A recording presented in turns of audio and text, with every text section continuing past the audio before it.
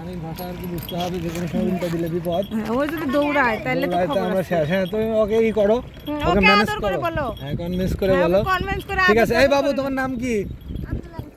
আব্দুল কি বললো? আল আলিম স্কুলে পড়ো? ওনা এখানে এখানে কি স্কুল আছে, প্রাইমারি স্কুল আছে? ঠিক আছে। একটা ছেলে বাচ্চা, মারো না আস্তে আস্তে যাও, ধীরে ধীরে যাও। ওকে মারো না। তুমি অকপেটন দিবা, ও আর কি উন্মত্ত হয়ে যাবে, খাপাটে হয়ে যাবে এবং এর ক্ষতিটা আমাদের হবে। তো এটাই সরাম্মু, দেখি এদিকে তাকাও।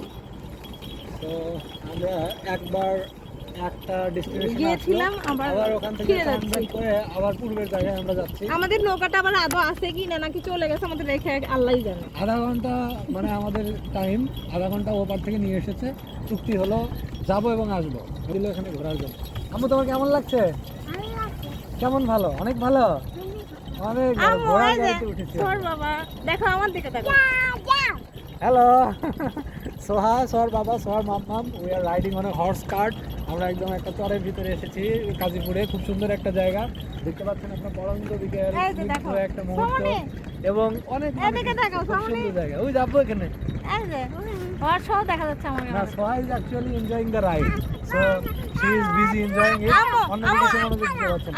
আমার দিকে তাকাও, লাইক করে, এই যে এদিকে তাকিয়ে লাইক করো। এই যে সোহা, আচ্ছা আচ্ছা, এই যে এদিকে মামার দিকে। আচ্ছা আমি করি, এখানে লাইক করতে। আচ্ছা সোহা, তাহলে দাঁড়াও। এই যে আমার, ধরো। এই যে আম্মু এদিকে। ওকে